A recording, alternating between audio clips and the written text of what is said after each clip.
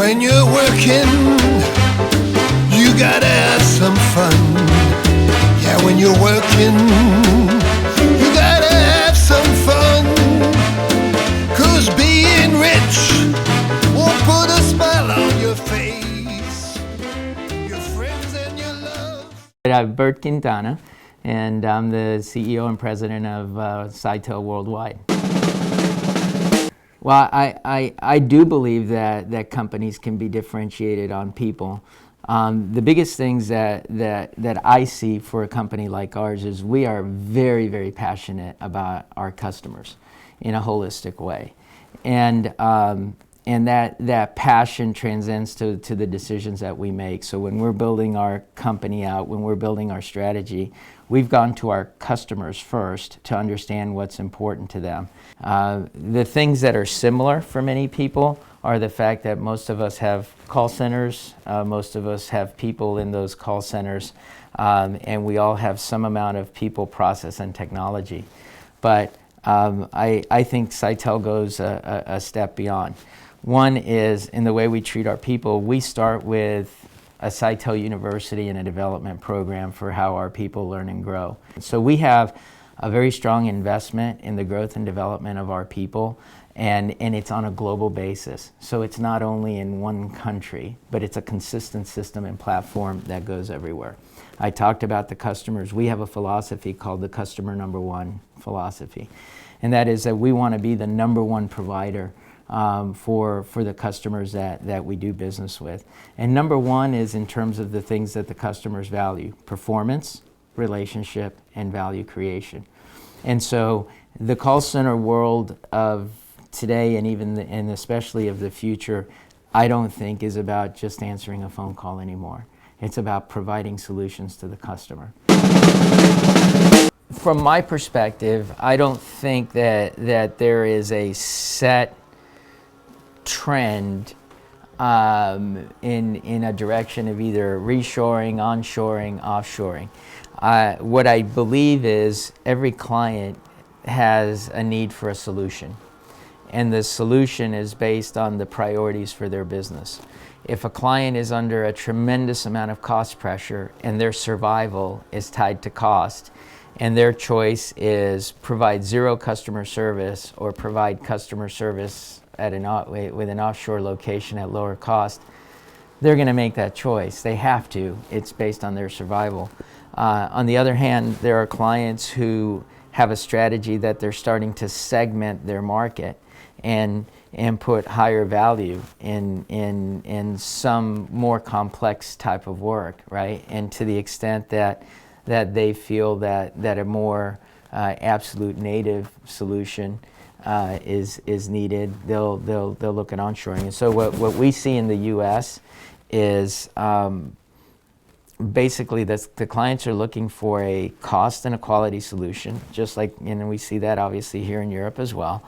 And what we do is we offer a menu of solutions, and we describe what the pluses and minuses of that menu of solutions might be.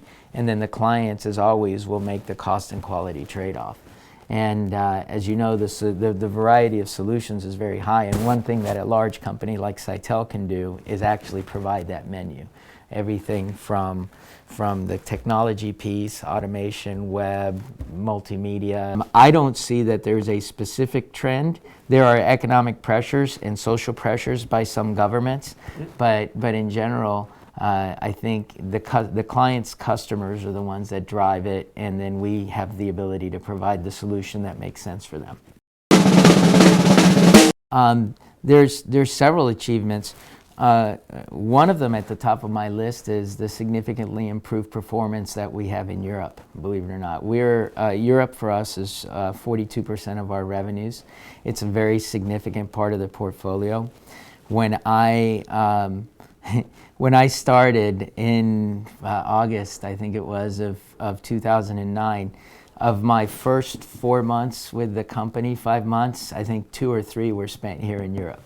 One, to learn the marketplace. Today, Europe is our best performing division. I think the second thing is we've implemented more of a talent and performance management philosophy in the company.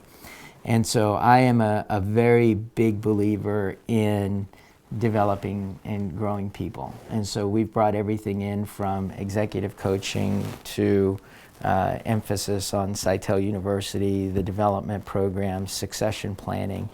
And some of those things weren't in the company there. And so that's an achievement. And then I think the biggest part that of turnaround is the customer number one philosophy. So we went out to our customer base a few years ago. We have 270 clients around the world. That's a very nice portfolio. And the question I asked is, how are we doing with them? And would they recommend us? And when we launched into a philosophy to put the customers first, we got a lot of insight on how to behave and operate differently, and that's created a transformation in our company, where what we did is we took the best practices from our own clients in customer satisfaction, and we've tried to apply them internally. And so over the last 3 years, we've made some of those changes. The result is the company has grown. We grew our profits. We've grown for 2 consecutive years. We're going now into our 3rd year. We want to continue to grow. As you know, DELL is a phenomenal company, right? It was a great experience for me. I went to DELL for international experience. I had been in the call center business for many years. As you know, I was in the utility business and the telecommunications space. And then DELL had approached me about a position in their consumer division. And one of the things that intrigued me was that DELL was a global company and was expanding to do things globally. And so there were 2 to 3 things that I think were very interesting. DELL was the first company, or one of the early adopters, in selling through the internet by direct. In fact, they had no stores, and they created an entire business model on customization and on self-service and building to order. And so that meant that the call center environment was very important. You had to understand what the customer needs were so that this internet could be designed. And then the people in the call center needed to be seamlessly working with the internet and other technology, because to the client, to the customers, right, they didn't care whether it was the call center, the internet, or an IVR. They wanted some seamless work. So DELL's been doing that since the 90s. And so that was a great experience that obviously we project into this environment.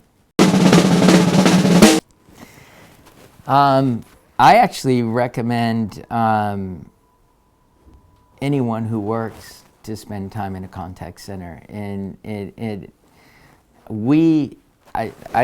my personal belief is the world is going to become, human interaction is going to become even more important over time.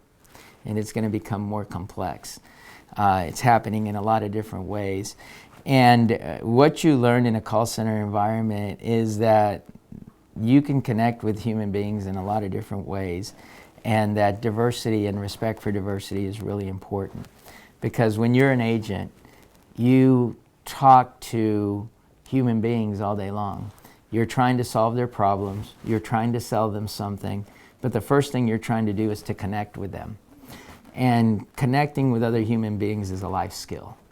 And to the extent that you are able to connect with other human beings, supporting them as customers, everybody has customers.